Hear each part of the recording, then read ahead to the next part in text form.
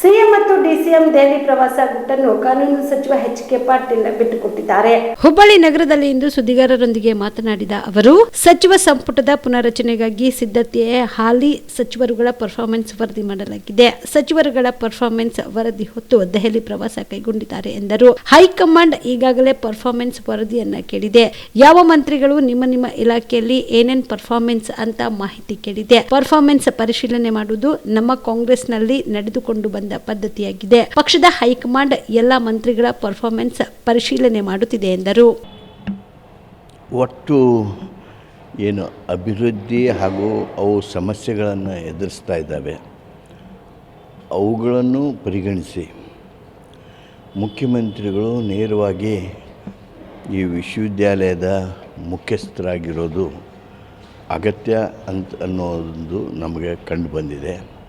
ಆ ಹಿನ್ನೆಲೆಯೊಳಗೆ ನಾವು ಈ ಕಾನೂನುಗಳನ್ನು ಬದಲಾವಣೆ ಮಾಡ್ತಾಯಿದ್ದೇವೆ. ವೈಸ್ ಚಾನ್ಸಲರನ್ನು ಗವರ್ನರ್ ಬದಲಾಗಿ ಮುಖ್ಯಮಂತ್ರಿಗಳನ್ನಾಗಿ ಮಾಡ್ತಾಯಿದ್ದೀವಿ.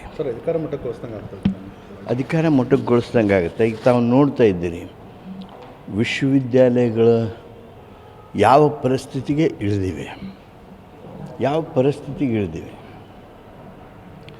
ಉದಾಹರಣೆಗೆ ನಮ್ಮ ಕರ್ನಾಟಕ ವಿಶ್ವವಿದ್ಯಾಲಯ ತಗೊಳ್ಳಿ. ಅದು ವ್ಯವಸ್ಥೆಯೊಳಗೆ ಯಾರ್ಯಾರ್ದೋ ತಪ್ಪಿರ್ಬೋದು, ಆದರೆ ಅದರ ಮುಖ್ಯ ಸಂಚಾಲಕರಾಗಿ ಅದನ್ನು ನಿರ್ವಹಣೆ ಮಾಡ್ತಕ್ಕಂಥ ಚಾನ್ಸಲರು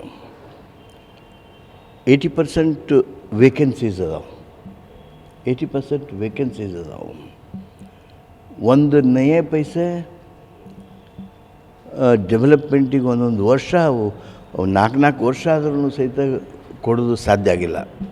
ಸರ್ಕಾರದಲ್ಲಿ ತೊಂದರೆಗಳಿರ್ಬೋದು, ಅನಾನುಕೂಲತೆಗಳಿರ್ಬೋದು, ಆದರೆ ಸರ್ಕಾರದ ವ್ಯವಸ್ಥೆಯೊಳಗೆ ಹಣಕಾಸನ್ನು ಹೇಗೆ ಹೊಂದಿಸಬೇಕು, ಏನು ಮಾಡಬೇಕು, ಅದರ ಹಿಂಬಾಲಿಸೋಕೇನು, ನಿರ್ಣಯ ತೆಗೆದುಕೊಳ್ಳೋದೇನು, ಸಭೆಗಳನ್ನು ಮಾಡೋದೇನು, ಅವೆಲ್ಲವೂ ಪರಿಣಾಮಕಾರಿ ಆಗಬೇಕು ಅನ್ನುವಂಥ ಉದ್ದೇಶದಿಂದ ವಿಶ್ವವಿದ್ಯಾಲಯ ಹಿತದೃಷ್ಟಿಯಿಂದನೂ ಸಹಿತ ಮುಖ್ಯಮಂತ್ರಿಗಳನ್ನು ಚಾನ್ಸಲರನ್ನಾಗಿ ಮಾಡ್ತಾಯಿದ್ದೇವೆ.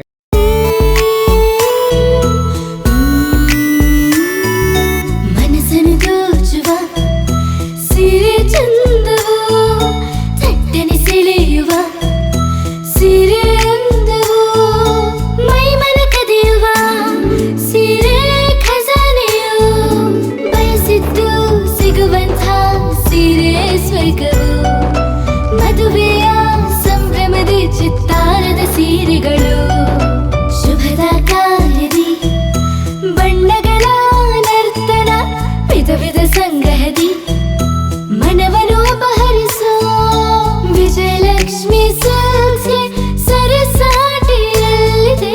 ವಿಜಯಲಕ್ಷ್ಮಿ ಸಿಲ್ಕ್ಸ್.